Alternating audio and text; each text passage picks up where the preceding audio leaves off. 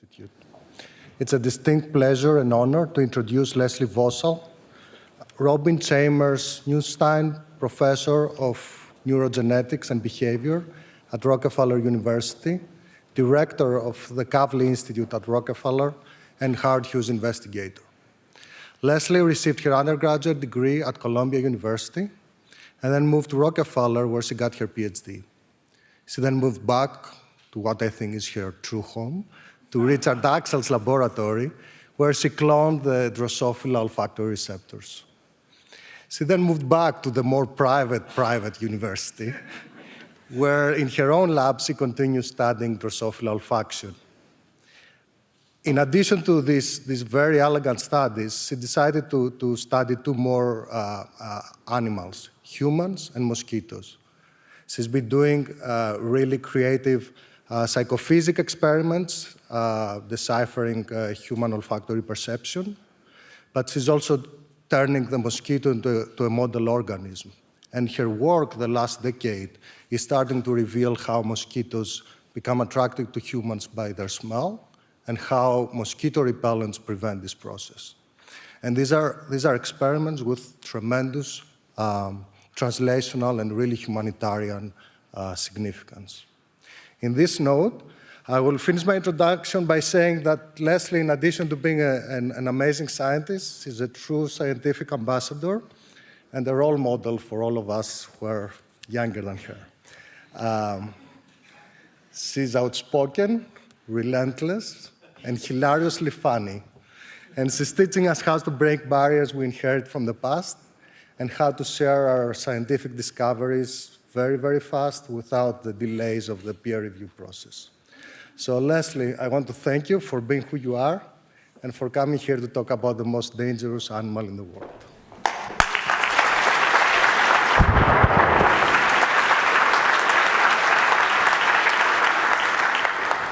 So I spent the best years of my life immersed in the neuroscience community at Columbia. This was in the pre-Z era, the pre-Zuckerman Institute era, in these two buildings, which were not optimal for science, and hulking architectural nightmares. And part of the problem is that neuroscience was spread over the entire neighborhood of Washington Heights. So it became very difficult to communicate or collaborate with people just because of physical limitations. And so even though the Hammer building is across the street from the Psychiatric Institute, you could actually get more quickly from the Hammer building to LaGuardia Airport. Once you take into account the speed of the elevators, navigating the medical students on the steps of the Hammer building, the halal carts, the gypsy cabs, fighting with the guards in your building just to get upstairs to see Eric. And so, anyway, in spite of this, we did great science under difficult circumstances, including, here's our amazing plenary speaker, Katrine Dulac. But life gets better if you have good architecture, and so I really want to congratulate everybody for the vision of trying to curate and collect great neuroscience, hiring amazing people, taking amazing people already on the faculty and throwing them into this building where they can collaborate without having to cross Haven Avenue. And I like how you have some grit. It's still not completely glamorous. There's still some grit. I think there's a McDonald's or a Jack in the Box out of the view here, right? And so the person who's not here, who I constantly imagine sitting in the front row frowning at me, complaining, as Richard will complain, of course, is Tom Jessell, a mentor and friend, postdoctoral advisor to my husband, Kevin Lee. Here's Schneider, incomparable physician scientist. And so we really miss you, Tom. It's been a tough couple of years. So I'm going to talk about my new beloved female mosquito. So by undertaking this behavioral action, she'll sicken 1 million people this year around the globe, kill 500 million people around the globe, and kill 500,000 of them. And so we're really obsessed with understanding the sensory neurobiology of this behavior. And I'll give a little vignette about how these animals integrate all of the multi-sensory cues that the poor human victim gives off when it's about to be attacked. And then also our initial meandering into what blood tastes like to a mosquito, that unique sensory perception of blood when she punctures our skin. And so this is a map of the world, superimposed upon which is the geographic range of Aedes aegypti, the mosquito that we study. This is a mosquito that spreads arboviral diseases, including dengue, which is predicted to infect almost 400 million people a year, causing really debilitating illnesses in 100 million, killing 25,000. Yellow fever is the one of these arboviral diseases where there's a vaccine. The other ones we have no vaccine or chemotherapy. And we have new viruses spread by Aedes aegypti. Chikungunya arrived in this hemisphere in 2013. Over the course of 9 months, took over the entire hemisphere from Brazil up to southern Florida. So these diseases spread extremely quickly, not because a mosquito is flying from Rio up to Miami, but because humans are flying from Rio to Miami and are infected and bringing the disease with them. And then most notoriously Zika, which also made its entry onto the news cycle and into our hemisphere in 2014. And it reached southern Florida about a year later, leaving in its wake many pregnant women who gave birth to fetuses with horrible neurodevelopmental defects. And so that's why we want to understand this. We want to understand the behavior that this female animal commits in service of trying to get the blood to produce her eggs. And so this is the behavior when she inserts this needle-like stylet underneath the skin. She's tasting our skin with the labium that sits on the surface, but it's only when she puts the syringe underneath the skin when she tastes our blood. And so why do these animals do this? Why can't they just be like every other insect and eat garbage or eat flowers? Why can't they be like cockroaches, right? So they do it because it's a really bizarre evolutionary adaptation where a single bolus of a huge blood meal permits them to develop 100 eggs. So it's a really efficient mechanism to acquire over the course of 30 seconds enough protein to produce the next generation. Here's the sad male off in the distance. He does not bite, he doesn't produce eggs, he doesn't need the blood meal. And I'm not going to talk about the male at all. So what do humans give off when we're about to be bitten? Without needing to, we breathe, we exhale carbon dioxide, an incredibly potent activator of mosquito behavior. It gets them super excited. As we're sitting here, we also give off body odor. Our skin is covered with bacteria, skin bacteria, that are quietly metabolizing all of the secretions on our skin to give each of us a unique scent that drives the mosquitoes wild. We're also warm-blooded and we produce heat. And so we've been interested in the genes and neurons that underlie the behaviors that allow the mosquitoes to parse all of these different cues. And coming from my many years of being in beloved Richard Axel's lab, being mentored and also tormented, we learn a lot about how insects detect molecules. So we know that carbon dioxide is detected by this structure, body odor by this antennal structure, heat also detected by the antenna, and then later on I'll talk about what this fantastic biting organ does. And so here's an amazing experiment showing how these different cues are integrated. So here's a cage of mosquitoes that are just waiting for something to happen. All females, none has ever had a blood meal. They've never been really exposed to a human. And we're gonna, in a second, pipe in some carbon dioxide to excite them and then turn on a Peltier on this side that's warmed about the temperature of human skin. So you can see this immediate dramatic effect on the flying behavior of these mosquitoes. If you exhale into a cage of mosquitoes in my lab, they'll all get up and become incredibly excited because it's a signal that there's a human there. But even better than breath is also the simultaneous provision of heat, because that's an even more, increases the likelihood of the honest signal that there's a human there. And if you zoom in, these are videos taken by Roman Korfas. You can see that the females are desperately trying to bite the Peltier. So their vision kind of sucks, I guess. But so their brains are activated by carbon dioxide. They're sensing the heat, and they wish to bite what is behind there. And so this is the ultimate multimodal sensory integration of two completely artificial, irrelevant cues that in their mind tells them there's a human. And so this is just quantified here to show that you need both cues. So if we look at the percent of animals that go to that Peltier, you puff in CO2 to activate them, and they start accumulating on the heated Peltier. If you deprive them either of CO2 or of heat, they do not go over to the Peltier. So neither of these cues alone brings them to that side of the cage. It really is the fusion of these two cues that gets them there. So because I'm a geneticist, we wanted to figure out how can we break this. And so a lot of work in Drosophila, including David Anderson, Jessell, told us exactly what are the genes that control the detection of carbon dioxide.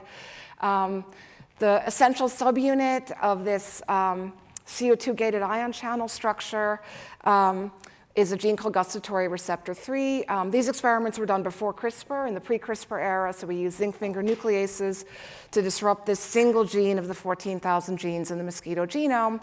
And what you see is that they no longer respond to heat. Even though they still have heat sensors, even though presumably if we recorded from heat-sensitive areas of the brain, they would still respond to heat, they don't respond to heat, suggesting that you need to have some sort of an activation, a change of mind in the mosquito to get her to be interested. And this really picks up on some themes that we heard earlier from David Anderson, Vanessa Ruta, and Corey Bargman of a change of mind, a persistent state that will influence downstream behavior. And so really in the last year, we've been able to do Drosophila-like experiments in the mosquito. All the tools that seemed unthinkable a decade ago are now becoming possible. And so Trevor Sorrells has been developing optogenetics to try to do mind control on the mosquito. All of this required are being able to do gene targeting with CRISPR to label subpopulations of neurons. And so he asked, if we put channel rhodopsin variant CS crimson into the neurons that normally respond to carbon dioxide, if we activate those, is that a sufficient signal to elicit behaviors? Can we get them to get excited? And so these are super early experiments. So here's 6 animals sitting in petri dishes. We've now turned on the LED, and you can see that some subset of these guys are going berserk, as if we had puffed in CO2. So, but is this fictive CO2 enough to get them to initiate this very complex behavior of blood feeding? We do these blood feeding experiments not with a human arm, but with a mimic of a human arm, which is a little tube with warm blood in it that is going to be put on top of this little chamber. So we'll have mosquitoes in here. They have access to warm blood. Insert the whole thing into this cage that has LEDs. So it's like a disco. It's like a channel rhodopsin disco with the animals flying around in there. And so if this is working, if just the fictive sensation of carbon dioxide is enough to put them into a state where they'll blood feed, they should start to get interested in flying up in this really large cage to get the feeling that there must be something interesting. And so that's what this looks like. You're looking now from underneath. They like to hang out on the ceiling of the cage. These just have a QF2 driver transgene sitting in the CO2 receptor locus. This only has the CS crimson. Neither of these have the two components together. And then these lucky ladies have CS crimson in the CO2 receptor expressing neurons. And so you see they're stationary here, and they are filling up on blood. So quite a remarkable feat that if we knock out the GR3 gene, they no longer respond to heat. If we fictively activate the neurons that activate them, so turning on the CO2 pathway with light, you can see that the entire motor pattern of landing on the target, inserting the stylet ensues. And so let's turn to the stylet. What's happening when these animals are engaging in this behavior of puncturing the skin? What does blood taste like? Mosquitoes have this really special adaptation, as I said, where they bite us. And so this is what it looks like on the outside of the skin. Perhaps some of you have experienced this. So they land, being excited by all of the cues that are being given off here. And this is sped up 8 times, but they're incredibly fast. Within 30 seconds, they'll double their body weight. And you can see the effects on the top of the skin of being bitten, these red welts, and the filling up of blood. So there's got to be some mechanism by which they find the blood, some mechanism by which they turn on a pump that's an incredibly intense pump that doubles body weight. And so investigators at the Pasteur Institute have done experiments where they've looked underneath the skin to see what that syringe thing is doing, what the stylet is doing, and it's doing this. This is in the mouse. Here is this stylet is 25 microns in diameter, and it's almost like it's driving around like a fiber optic probe looking for something, right? So a signature of blood is, there might be textural differences. All right, there, oh, there it's in. It's in! I didn't mean that to sound as gross as it did. This is the lifeblood. This is her getting blood for her children. It's really important. We watched this movie thousands of times. There's many different variations of this movie, but it's an amazing, amazing thing. It's a little tube of cuticle that doesn't have any muscles in it. How is it doing it? So what are the hallmarks of blood? Blood is warm. Blood has flow pressure. The capillaries have a different texture than the surrounding cells. And so Veronica Jovet has been trying to figure out, what does this thing do? And so I have to step back and say there are 2 different behaviors.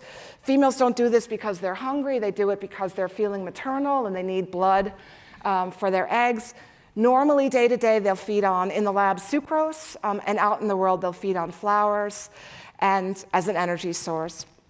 And they have these 2 completely different sensory structures. As I mentioned, the labium, which is used to sense things on the surface of the skin and in flowers and in sugar, and then the cool stylet thing that goes underneath the skin.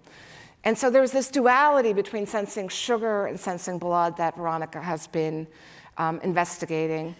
So I should pause and say that you can trick these animals into thinking they're tasting blood by simply giving them ATP. So the sort of the currency of life is ATP. Here's a female sitting on one of the membrane feeders where she's put her stylet through the mesh. She tastes ATP and she engorges as if it were blood. And this is really easy to score: unfed, blood-fed, and ATP and saline-fed. And this behavior is incredibly robust. If you look at the percent of animals that engorge, again, non-engorged, engorged, totally binary. You give them warm sucrose, they are not interested. We know that they're putting the stylet into warm sucrose, but they are not being triggered to ingest it. Something is broken. The pump is not being activated. Saline also does not activate pumping, but ATP causes very high levels of engorgement.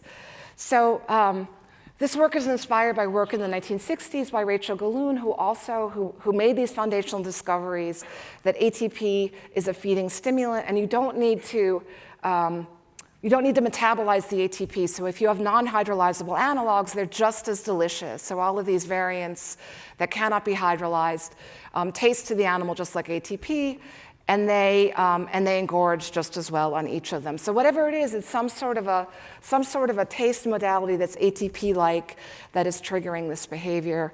And they're extremely sensitive to it. And the critical thing is that it isn't like a little bit of ATP causes a little bit of engorgement. It's like they're at this tipping point of, if they get the ATP signal, if they get a weak signal, which they get at about 1 micromolar ATP, 20% of them will engorge.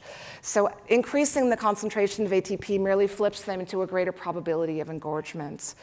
And so Veronica has been trying to figure out, how does this bizarre 25 micron diameter tube with a pointy tip discriminate between blood, ATP, sucrose, and saline? Something that hasn't been done before ever. So this is what a dappy-stained female stylet and a male stylet looks like. Males have this sad little structure, but not pointy, and very few cells. So males have very few cells in the stylet. Females have many more cells. Lindy McBride, in her lab at Princeton, has developed together with us a whole suite of really important tools. So her student Jessell Zhao has succeeded in making a pan-neuronal mosquito. So now we can put whatever we want into all neurons. In this case, we've put a red protein and GCAMP. And so you can see that the male has a single pair of mechanosensory neurons, one neuron here, one neuron there. The female has these mechanosensory neurons, but in addition, a very large number of what we believe to be sensory neurons. And so Veronica, working with other people in the lab, has developed these tools to start to parse what are the different types of cells. So you can see here all the neurons in the female, subsets of chemosensory, and then a single mechanosensory neuron, kind of setting us up to figure out what these cells do.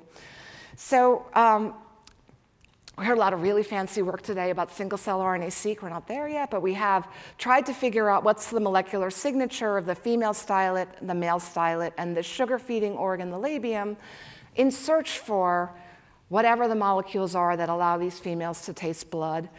So I should pause to say that you might say, oh, it's going to be a P2X receptor. P2X receptors are the canonical ATP-sensitive proteins. In mammals, mosquitoes don't have P2X, P2I receptors in their genome, so whatever is mediating this incredibly rapid ingestion of ATP must be some other gene. I'm not going to tell you the answer by the end, but we hope we'll get to it soon. So Veronica dissected these incredibly tiny structures and then profiled them by bulk RNA-seq, looking at the male, the female stylet, and the labium, and found 4 genes that are only expressed in the stylet. So one of these is an Osiris-related protein. One is a completely unknown gene only in the mosquito. And then we have 2 subunits of this bizarre family of ionotropic glutamate receptor-like genes that insects have repurposed to be chemosensory receptors. And so these genes are only expressed in the stylet. We also have in the stylet the co-receptors. So these are subunits of the ionotropic receptor-like genes that presumably form a complex with these other subunits to form a ligandated ion channel that senses stuff. So as a proof of principle, Veronica made a knock-in to figure out, is IR7F, like this is all well and good, you have some bulk RNA-seq, but is the thing really stylet-specific? And so this IR7F labels a single cell on the left and a single cell on the right, and there's no expression in the male.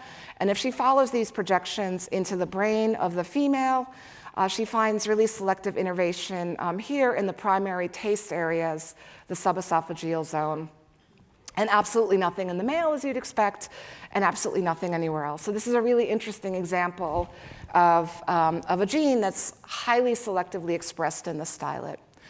So what is the stylet doing when it's tasting blood? And so Veronica has set up these explants where she's able to take advantage of the tools we've made in the last 12 to 16 months to watch the stylet taste things. And so this is just an experiment of what happens when you just dip it into KCl to bulk depolarize the structure here. So you can bulk depolarize all of the neurons here using Lindy McBride and Jessell Zhao's pan-neuronal GCAMP line, putting her in a position of asking, does the stylet respond to ATP, which activates pumping, and sucrose, which does not? And so if she switches the bath from water to saline at the top here, you can see a few cells of the about 40 neurons in this prep lighting up. And then, like the killer experiment, take the same prep and hit it with 1 millimolar ATP here at the bottom, and you see these 5 or 6 cells lighting up. So that's good news. We have this intense sensory induction of feeding and pumping. We have identified a very small subpopulation of neurons in the stylet that respond to ATP, whereas others do not. So what does sucrose do? Sucrose does nothing. So at the top is a movie where we've switched the stylet prep to sucrose, and there is no response to sucrose. There's also no gene expression of sweet taste receptors in the stylet. So it seems like the stylet is designed not to sense flowers or sugar. The stylet is designed to sense blood. And again, the male stylet, males don't feed on blood. Here's the sole mechanosensory neuron. If you switch the bath to ATP, you don't see any activation. But the prep is alive because if you switch it to KCl, the male neuron gets really happy. So where we are at the moment is we have this great prep. We can now profile this completely bizarre, unique sensory organ, a very small number of neurons that are just arrayed one-dimensionally, and figure out which components of blood activate this organ, to figure out how is it integrating the good cues of blood, the bad cues of these bitters and insect repellent like DEET. And I think that the final frontier, to try to get from the sensory periphery into the brain, to figure out how you go from taste of blood to the final computation, is to look in the brain, right? So here's an atlas that Meg Younger in my lab just made of the mosquito brain, superficially similar to the Drosophila brain, but incredibly sexually dimorphic. So the male brain is in many aspects noticeably different from the female brain, something we're really interested in. And so again, not only is the behavior different of the taste of blood and the taste of sugar, the projections are totally different. And so this is the taste center.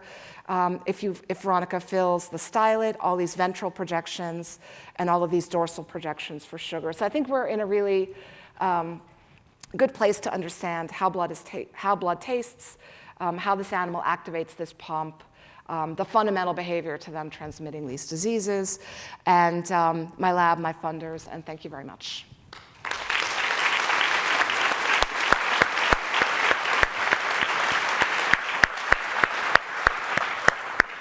Fantastic. Thank you so much. So, questions? Here, one, there, another. Let's start here.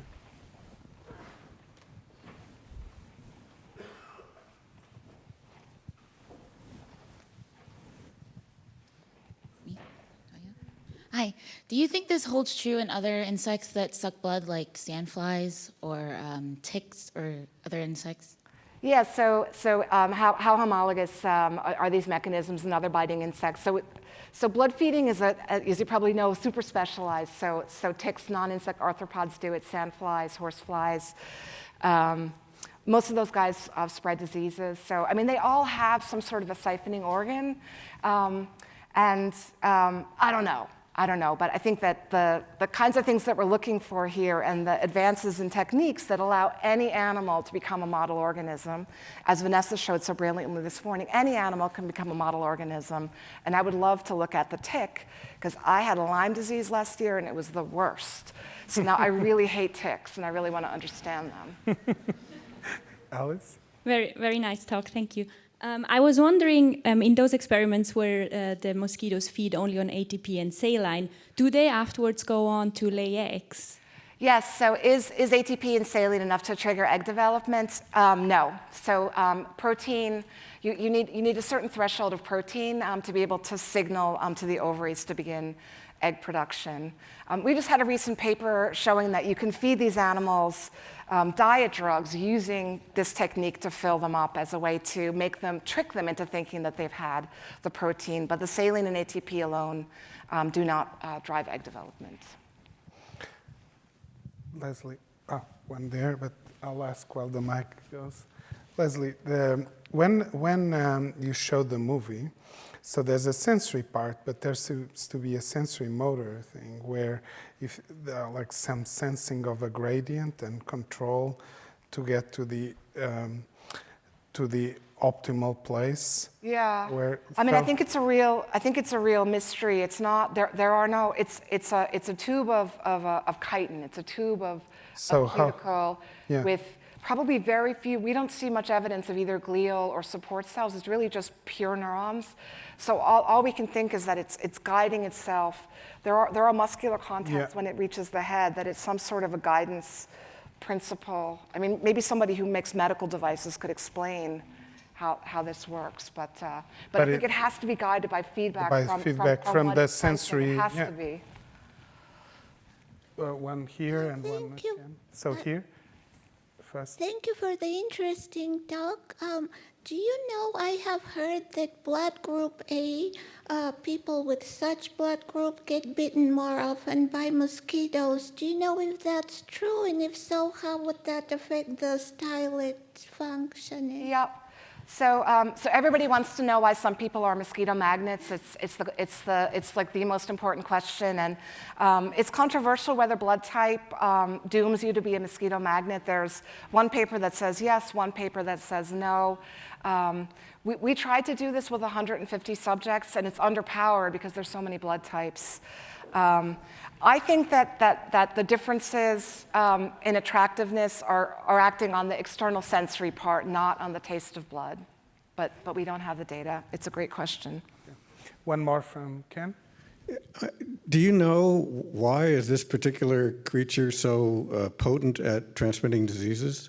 And also, could you say anything about the status of the idea of using gene drives to get rid of these guys? So why are mosquitoes so effective at spreading diseases? Number one, they're specialized on humans. So every time they blood feed, they're going to go after you, so they can go from one person to the next. Number two, they have a very short reproductive cycle.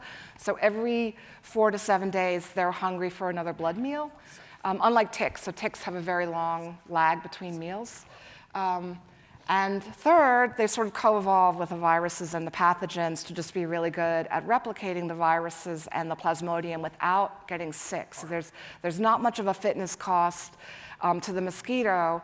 Those things are just hitchhiking in the mosquito. So it's like a beautiful story of coevolution where we lose.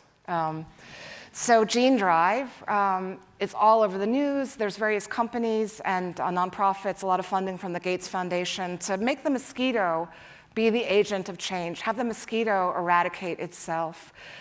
These ideas work really beautifully in the laboratory. They're CRISPR-based. There's some concern, number one, that it will work and that you'll eradicate mosquitoes. The other concern is that it won't work, that you just need a few SNPs in a guide RNA for the gene drive to fail. On a more global level, if it does work, you'll delete one species, but there are many, many other species that are capable vectors, especially for malaria. So there's a whole bunch of species waiting in the wings. So you would have to repeat this exercise in dozens and dozens of species. What's the answer? We solved this in Southern Europe and in the Southern US by hygiene and investment in public health infrastructure. A lot of this is more of a political and infrastructure problem, but it's a big